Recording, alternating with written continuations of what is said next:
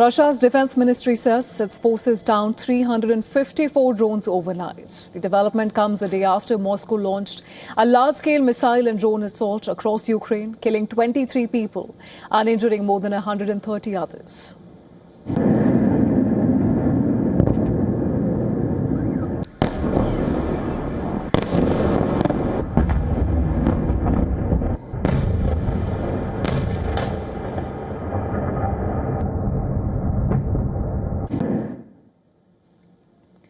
Amid Russian onslaught, Ukraine is intensifying strikes on Russian energy facilities, targeting refineries and export hubs.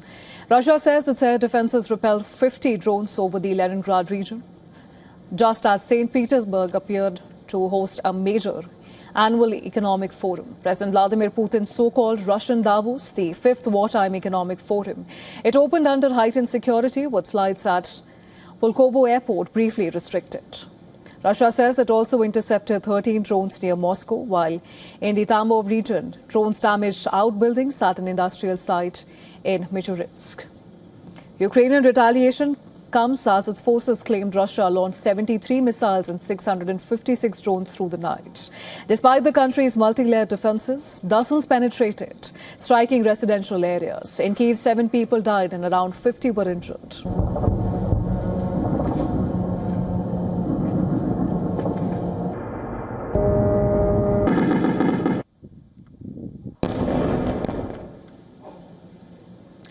While in Dnipro, a 4-story apartment building collapsed, killing 16 people, including 2 children.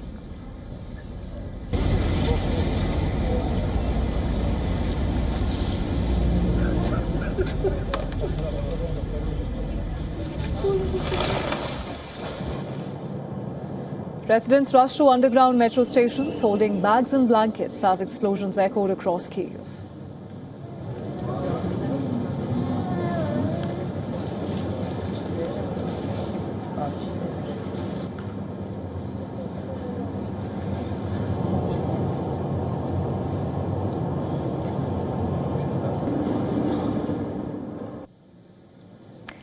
The United Nations strongly condemned the attacks, calling them violations of international humanitarian law.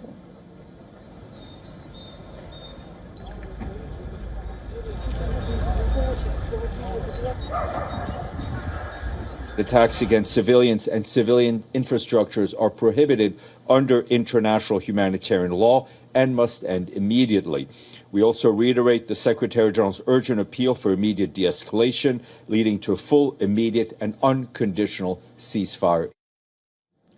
Speaking in Estonia, Ukraine's Prime Minister Yulia Sviridenko says that she hopes a U.S. delegation will soon visit Kyiv to understand the conditions and intensify negotiations. Listen to this.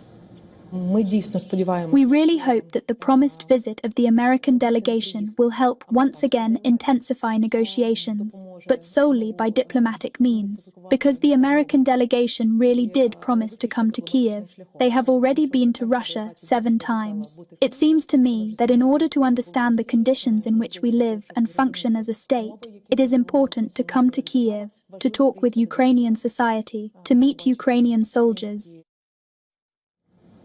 Ukraine's President Volodymyr Zelensky praised rescuers and warned citizens to brace themselves for another possible assault for the second night in a row. Hundreds of people in Kyiv, Dnipro and other cities worked in the aftermath of Russia's massive attack, extinguishing fires, helping the wounded, rescuing people trapped under rubble. I am grateful to everyone saving lives. According to our intelligence, another large-scale attack may occur tonight. Please, I strongly urge you to pay attention to air raid alerts. The latest attack on Kyiv comes a week after Russia reportedly used its hypersonic Oreshnik ballistic missile against the Ukrainian capital. Moscow says hypersonic missiles were again deployed in the latest barrage as Russia intensifies strikes on Kyiv's infrastructure.